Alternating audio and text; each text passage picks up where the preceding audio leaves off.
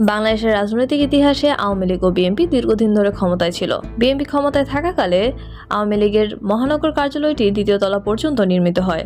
অন্যদিকে আওয়ামী লীগ সরকারের দ্বিতীয় দফা শাসনামলে 2017 সালের 1 ফেব্রুয়ারি নারায়ণগঞ্জ জেলা ও মহানগর বিএনপির কার্যালয়টি ভেঙে বহুতল ভবন নির্মাণ করে নারায়ণগঞ্জ সিটি কর্পোরেশন। 2024 সালের 18 জুলাই কোটা সংস্কার আন্দোলনকারীদের সঙ্গে পুলিশের সংঘর্ষের ঘটনা ঘটে। বিকেলে আন্দোলনকারীরা নারায়ণগঞ্জ শহরের 2 নম্বর রেলগেট এলাকায় অবস্থিত জেলা ও মহানগর আওয়ামী লীগের কার্যালয় এবং ট্রাফিক পুলিশ বক্সে হামলা চালিয়ে ব্যাপক ভাঙচুর করে। এতে কার্যালয়ের ভিতরে থাকা টেবিল, চেয়ার, আলমারি, এসি ও ফ্যান সহ বিভিন্ন সরঞ্জাম ক্ষতিগ্রস্ত হয়।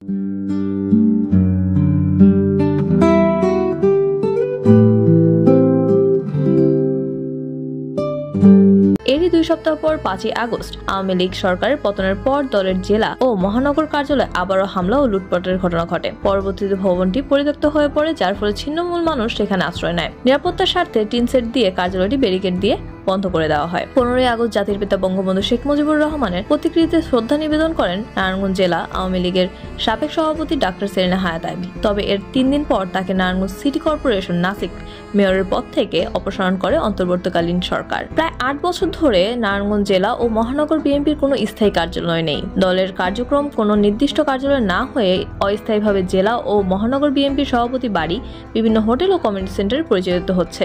এর আগে 2017 সালের 1 ফেব্রুয়ারি নারায়ণগঞ্জ ডিআইটি এলাকায় অবস্থিত জেলা বিএনপির কার্যালয়টি সিটি কর্পোরেশন ভেঙে দেয়। বিএনপির পক্ষ থেকে কার্যালয় রক্ষায় একটি মামলা দায়ের করা হলেও নাসিক সেই মামলায় জয়ী হয় এবং 2 দিন পরে ভবনটি ভেঙে ফেলে। তখন বিএনপি স্থানে কার্যালয় ফিরিয়ে দেওয়ার আশ্বাস দেওয়া হলেও বিএনপিকে পরবর্তীতে জানা যায় যে ভবনের দোকানগুলো বরাদ্দ হয়ে গেছে। প্রায় 4.5 বছর ধরে বিএনপি ও সিটি কর্পোরেশনের মধ্যে চলা আইনি লড়াইয়ের শেষ পর্যন্ত বিএনপি পরাজিত হয়। 2017 সালের 30 জানুয়ারি নারায়ণগঞ্জ জেলা ও দায়রাযুক্ত জজ আদালত বিএনপির আপিল খারিজ করে দেয়। ফলে সিটি কর্পোরেশনের জন্য কার্যালয়টি ভাঙার আর কোনো বাধা থাকেনি।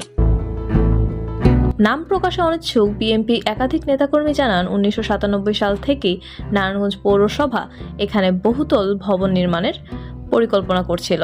এ নিয়ে 2 পক্ষের মধ্যে তখন থেকেই অভিযোগ পাল্টা অভিযোগ ও নোটিশ আদান প্রদান ছিল। 2001 সালে বিএনপি ক্ষমতা থাকার সময় নারায়ণগঞ্জের 5টি সংশোধিত আসন এবং 2 জন প্রভাবশালী মন্ত্রী থাকা সত্ত্বেও কেউ বিএনপির কার্যালয় স্থায়ীকরণের উদ্যোগ নেননি।